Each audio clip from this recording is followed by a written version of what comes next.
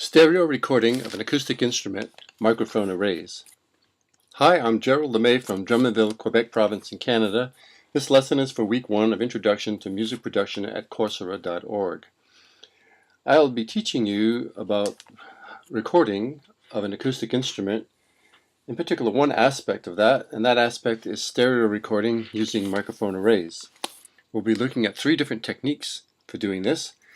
This is not about using 2 or more microphones that are later combined to produce a monophonic channel, but rather having 2 or more microphones that are used and the channels are kept separate.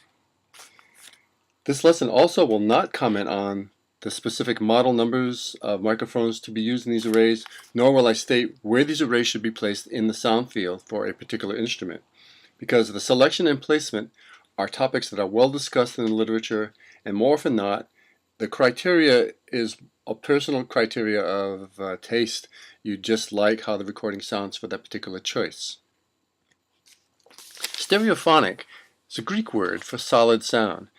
And if I wanted to create the illusion of a solid sound, in particular that I wanted the sound to appear that it emanates directly in front of me, I could have the information coming out of the left loudspeaker and right loudspeaker to arrive at my head at the same time. And also to have the levels, the amplitudes in dB be exactly the same. If I wanted to imply that the sound is coming further to the right, I could have the level of the right loudspeaker be louder than the left. So, for example, to be specific, if the time difference in arrival was 0, but if the level difference was 14 dB, I would think that the sound is coming at 30 degrees to my right.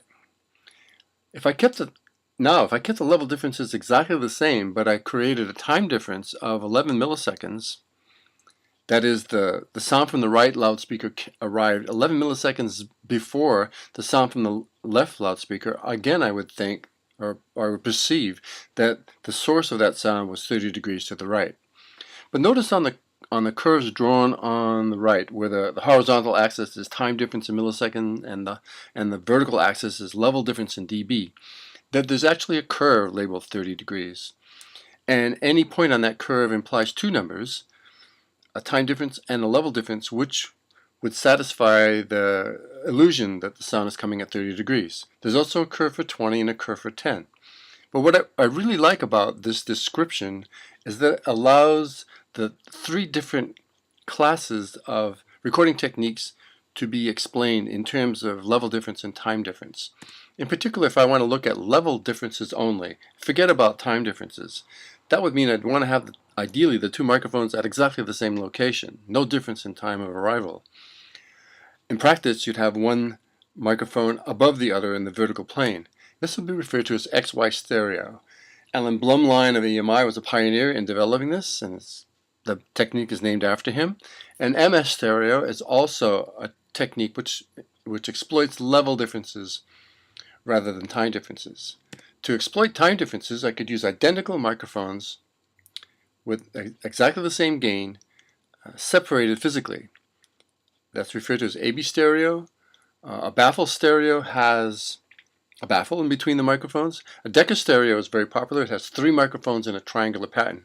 And binaural stereo is kind of interesting. It's a headset where there's a microphone placed in the left and in the right ear, and that same headset is used for recording and for playback. Now there are techniques based on both. ORTF stereo is named after the place where this was developed, and it simulates the human ear. And I'll talk more about this in a minute. But there's also DIN stereo and NOS stereo.